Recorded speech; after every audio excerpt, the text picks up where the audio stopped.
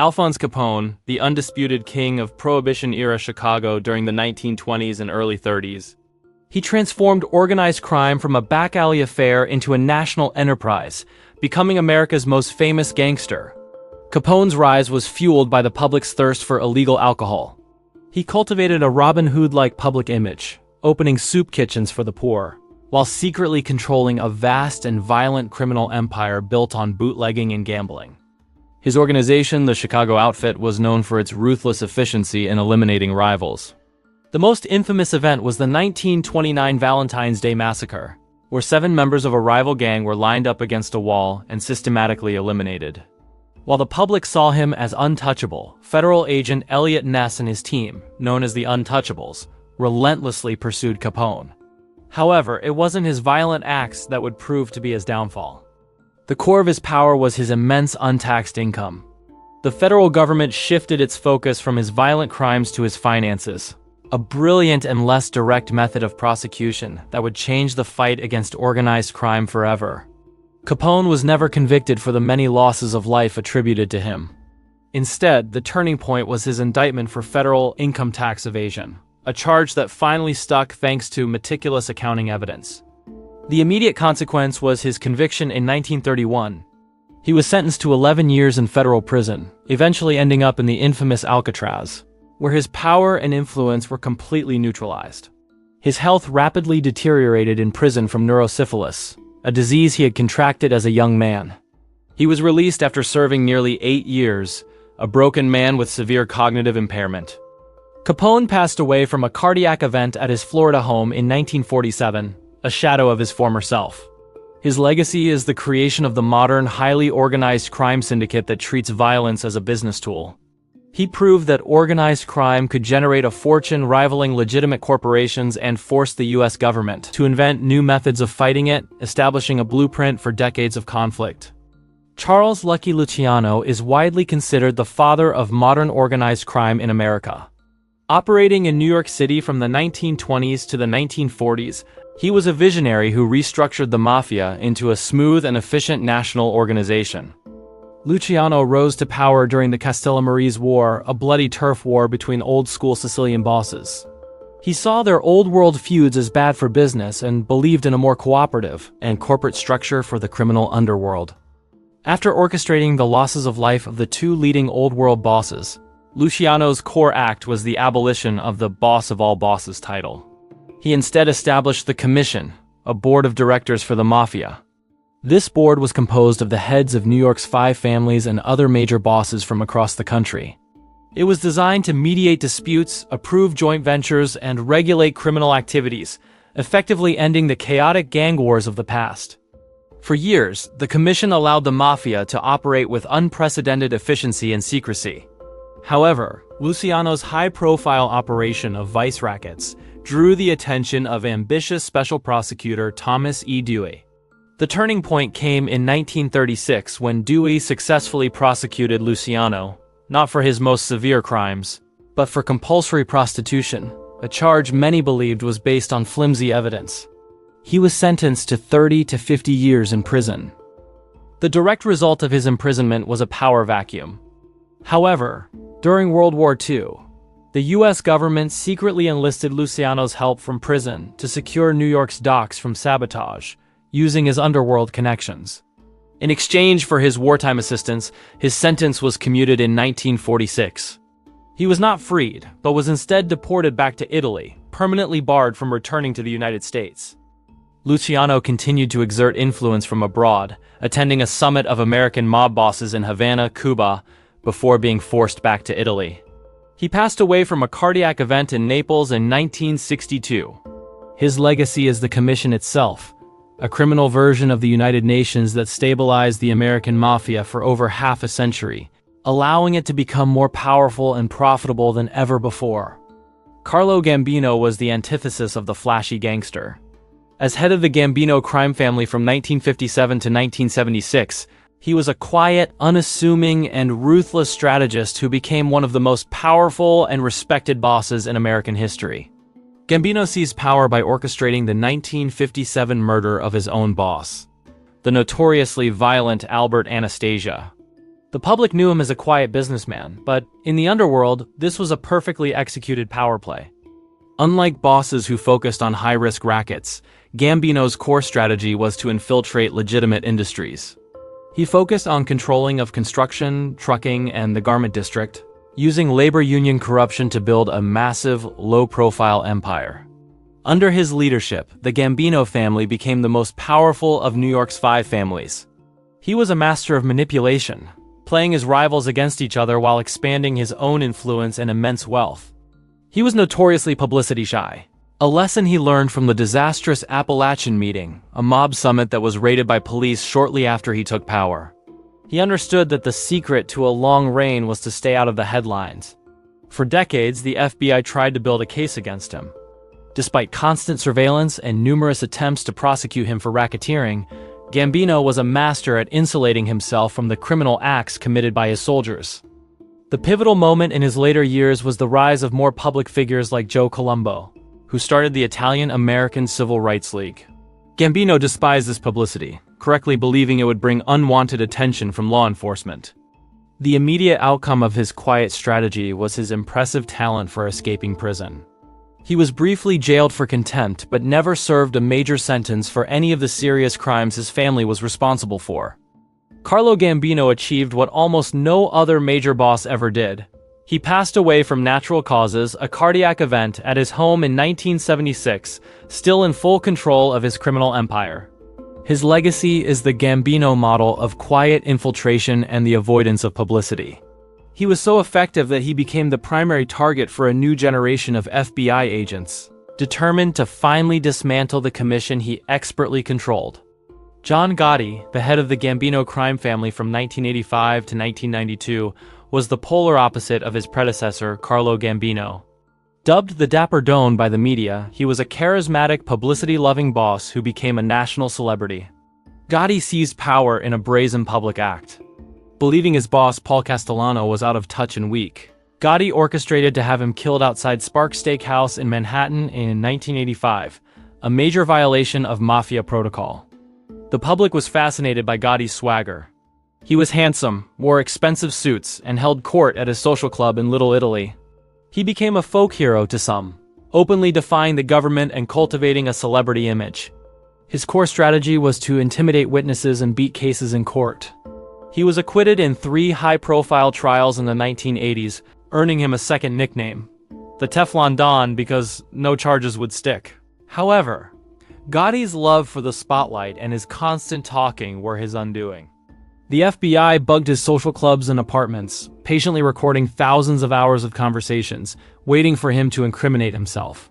The turning point was the loyalty of his underboss, Salvatore "Sammy the Bull" Gravano. After being arrested alongside Gotti and hearing a recording of Gotti disparaging him, Gravano decided to cooperate with the government. The swift aftermath was brutal for Gotti. Gravano's testimony was the ultimate betrayal, providing an insider's account of Gotti's direct involvement in numerous criminal acts, including the orchestration of Castellano's passing. Armed with Gravano's testimony, the government finally secured a conviction in 1992. The Teflon Don was found guilty of extortion and 5 counts related to murder, and sentenced to life in prison without parole. John Gotti passed away in prison from throat cancer in 2002. His high-profile reign marked the end of an era for the American mafia, proving that media attention was a fatal liability in the modern age of law enforcement. His flagrant disregard for secrecy and his celebrity status gave prosecutors like Rudy Giuliani the public support they needed to use powerful new RICO laws to dismantle the very commission he once led. Meyer Lansky was never the head of a traditional crime family, but his power was arguably greater. Known as the mob's accountant, he was a Jewish mobster and the financial genius who built the mafia's international money laundering and gambling empires. Lansky's influence began with his childhood friendship with Charles Luciano. While Luciano was the visionary leader, Lansky was the brilliant strategist who understood the numbers. They formed a multi-ethnic partnership that valued profit over ethnicity. His core contribution was recognizing the massive potential of casino gambling. He was instrumental in establishing mob-controlled casinos first in Florida and New Orleans, and later on a massive scale in pre-revolution Havana, Cuba. When the Cuban Revolution forced the mob out, Lansky pivoted and became a key figure in funding and controlling the early development of Las Vegas, using union pension funds to finance the construction of major casinos. Lansky was a pioneer of offshore banking. He created a complex international network of shell corporations and Swiss bank accounts to hide the mob's immense profits from the IRS, making the money virtually untraceable. For decades, Lansky operated in the shadows, his true wealth and influence a subject of legend. The FBI and IRS pursued him relentlessly, but he kept no records and insulated himself from the day-to-day criminal acts. The defining moment occurred in the early 1970s. Facing a looming indictment for tax evasion, Lansky fled to Israel, attempting to gain citizenship under the law of return. It was a high-stakes gamble to avoid American prosecution. The direct result was his refusal of entry by Israel under U.S. government pressure. He was deported back to the United States in 1972 to finally face charges. In a final, stunning victory, Lansky was acquitted of the tax evasion charges in 1974 due to his failing health and the statute of limitations. He lived out his final years quietly in Miami, passing away from cancer in 1983. His legacy is the financial architecture of modern organized crime. He transformed the mafia from a group of thugs into a sophisticated international business, proving that the man who controls the money is often more powerful than the man who controls the firearms. Frank Lucas was a new kind of crime lord who shattered the mafia's dominance in 1970s New York. As an independent operator from Harlem, he built a massive criminal enterprise by cutting out middlemen and sourcing illicit substances directly from Southeast Asia. Lucas learned the trade as the driver and right-hand man for Harlem's legendary gangster Bumpy Johnson. After Johnson's passing, Lucas saw an opportunity to break from tradition and build his own organization, independent of the Italian mafia. His core innovation was a direct supply chain. He established connections in Thailand and used military contacts to transport extremely pure substances directly to the US, often rumored to be in the coffins of fallen American soldiers. This allowed him to sell a higher quality product, which he branded Blue Magic, at a lower price than his competitors. His operation was so efficient and profitable that even the mafia was forced to buy from him. Lucas lived a lavish lifestyle, famously wearing a $100,000 chinchilla coat to a prize fight. It was this public display of wealth that drew the attention of a determined New Jersey detective named Richie Roberts. Roberts assembled a special task force that began to systematically dismantle Lucas's network.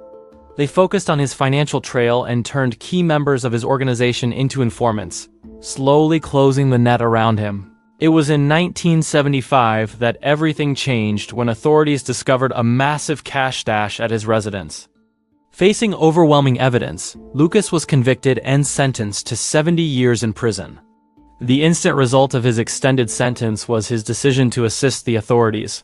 To reduce his sentence, Lucas provided information that led to the conviction of over 100 corrupt police officers and other figures. He was released after just 5 years in custody. His life story was later immortalized in the book and major motion picture American Gangster, turning him into a legendary figure of criminal ingenuity. Frank Lucas passed away in 2019. His legacy is that of a brilliant and ruthless entrepreneur who broke the mafia's monopoly, demonstrating a new model for a vertically integrated international illicit substance trafficking organization. Vito Genovese was a cunning and ruthless mob boss who clawed his way to the top of what would become the Genovese crime family. Operating from the 1930s through the 1950s, his career was defined by ambition, betrayal, and a thirst for absolute power. Genovese was an early associate of Lucky Luciano and a key player in the Castellamarese War. While he helped Luciano establish the commission, he secretly harbored a desire to be the boss of all bosses, a title Luciano had abolished.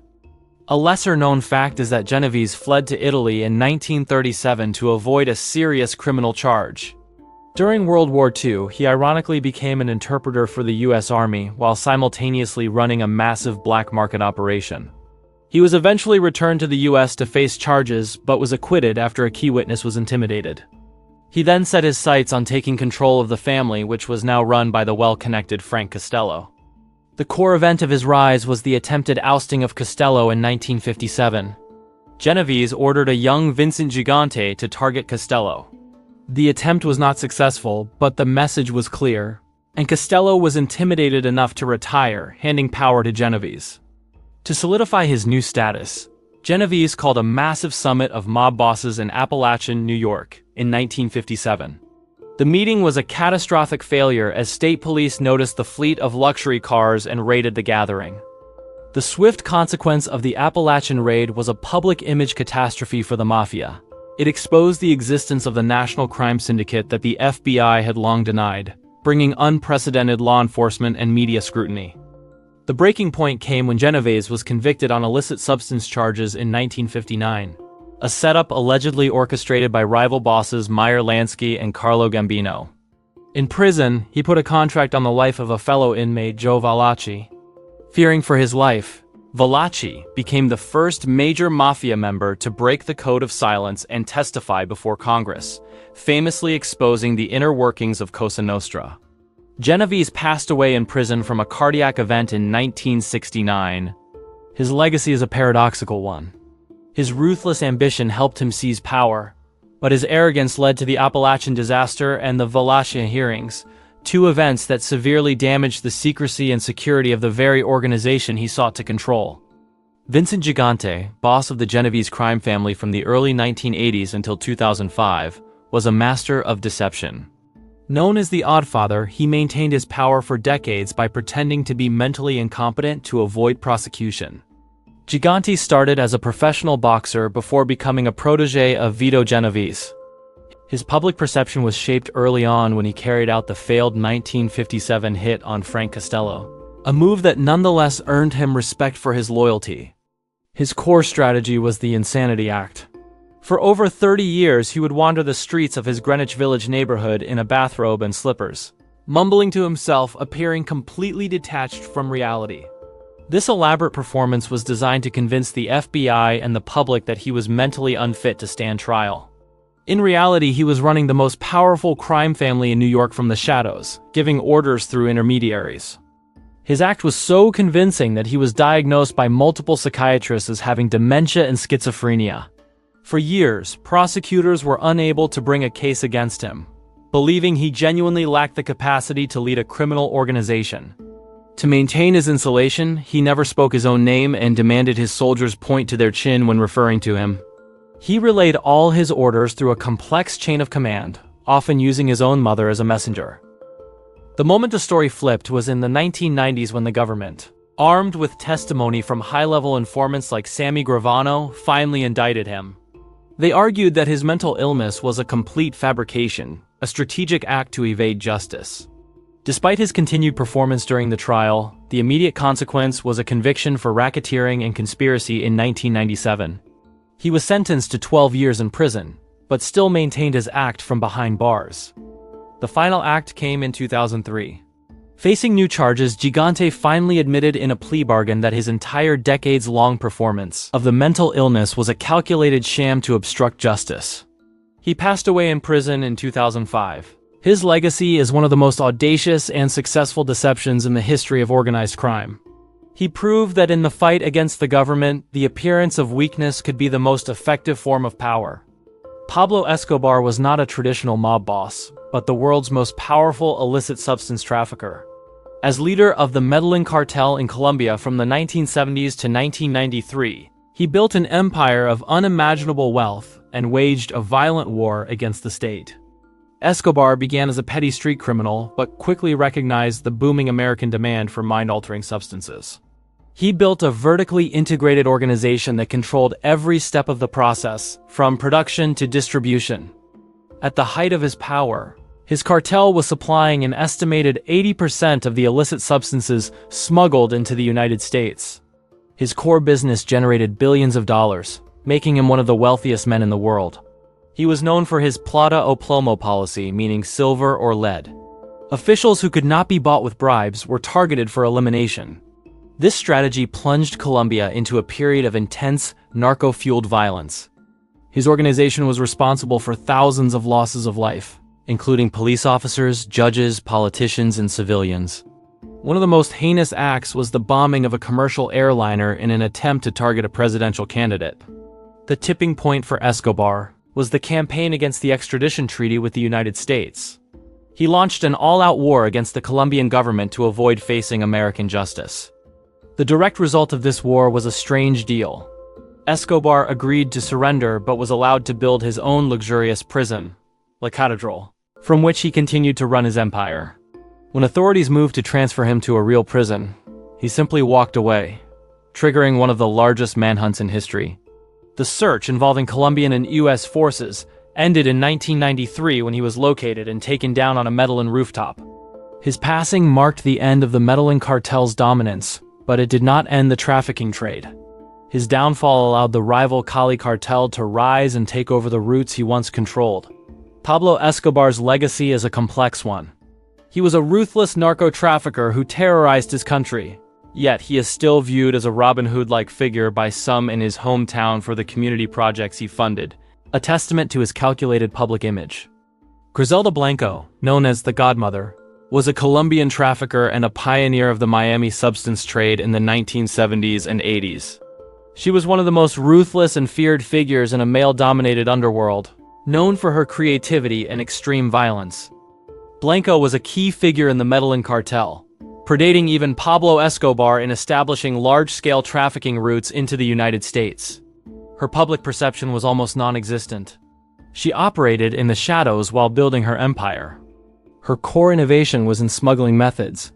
She is credited with inventing custom-made lingerie with hidden compartments for her female couriers to carry illicit substances, a method that was difficult for law enforcement to detect at the time. She is also credited with popularizing the use of motorcycle-riding assailants to carry out public acts of violence. Her reign ignited the Miami drug war, a period of intense and public violence that terrified the city. One of the most infamous incidents attributed to her organization was the Dadeland Mall shootout in 1979, where assailants opened fire inside a liquor store, a brazen daytime act that signaled a new level of cartel violence on American soil.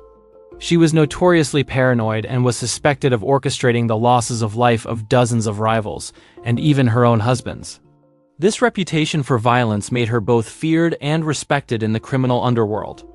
The tables turned in 1985 when she was arrested by DEA agents in California.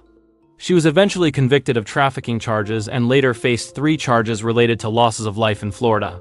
The immediate effect of her conviction was a prolonged sentence in prison. A major case against her collapsed when the prosecution's star witness, a former enforcer, was discredited after engaging in inappropriate conduct with secretaries from the prosecutor's office. After serving nearly 2 decades in a U.S. prison, she was deported back to Colombia in 2004. She lived a quiet life for several years, having been almost forgotten by the public. In 2012, Griselda Blanco's life came to a fittingly ironic end. She was taken down in Medellin by an assailant on a motorcycle, the very method of public violence she was credited with bringing to the streets of Miami. Benjamin Bugsy Siegel was a charismatic and famously violent Jewish mobster who played a key role in the formation of the National Crime Syndicate. He is best remembered not for his crimes in New York, but for his ambitious and ultimately fatal vision for Las Vegas. Siegel was a childhood friend of Meyer Lansky and a founding member of their early gang. Known for his short temper and movie star good looks, he was sent to California in the 1930s to develop the mob's West Coast rackets. In Hollywood, Siegel became a celebrity gangster, mingling with actors and studio heads. Publicly, he was a man of leisure, but behind the scenes he was consolidating control over gambling operations and labor unions. His core vision was the creation of a luxurious mob-financed casino resort in the middle of the Nevada desert. He took over a project that would become the Flamingo Hotel, convinced his partners it would be a massive success. The project was plagued by massive cost overruns and construction delays. Siegel's mismanagement and suspected skimming of funds caused the budget to balloon, infuriating his mob investors, including his old friend Meyer Lansky. The Flamingo's initial opening in 1946 was a disaster, and it closed shortly after. It eventually reopened and became profitable, but it was too late. The patience of his underworld partners had run out. The turning point, along with the immediate consequence of his financial failures, came on the night of June 20th, 1947. While sitting in his girlfriend's Beverly Hills home, an unknown assailant fired multiple shots through the window, ending his life instantly. His passing was never officially solved, but it is widely believed to have been ordered by the commission, as a response to his mismanagement and theft of the Flamingo construction funds. Ironically, his vision for Las Vegas was correct. The Flamingo became a massive success and a model for the future development of the Las Vegas Strip, which generated billions for the very organization that had him eliminated. Bugsy Siegel's legacy is that of the visionary who saw the future of Las Vegas but was too reckless to be a part of it. He was a gangster who tried to build a legitimate paradise, only to be brought down by the ruthless business practices of the underworld he helped create. Tony Accardo, known as Joe Batters, was the ultimate survivor. As a key figure and eventual boss of the Chicago outfit from the 1940s until his passing, he was a master of staying out of the spotlight and out of prison. Accardo began his career as an enforcer for Al Capone. His nickname, Joe Batters, allegedly came from Capone himself after Accardo used a baseball bat to eliminate two traitors, a story that became a part of his fearsome reputation. After Capone's imprisonment, Accardo rose through the ranks.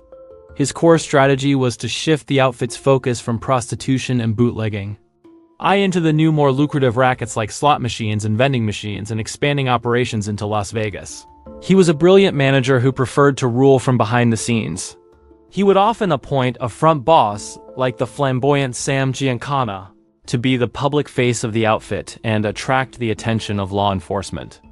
While Giancana was in the headlines, Accardo lived a quiet suburban life, projecting the image of a semi-retired businessman. This low-profile approach was the key to his longevity and his ability to evade prosecution. Despite being arrested numerous times throughout his life, Accardo spent only a single night in jail. He was a master at insulating himself from the criminal acts carried out by his subordinates, making it impossible for prosecutors to build a case. It all shifted in 1978 when burglars broke into his home. The direct result was a chilling demonstration of underworld power.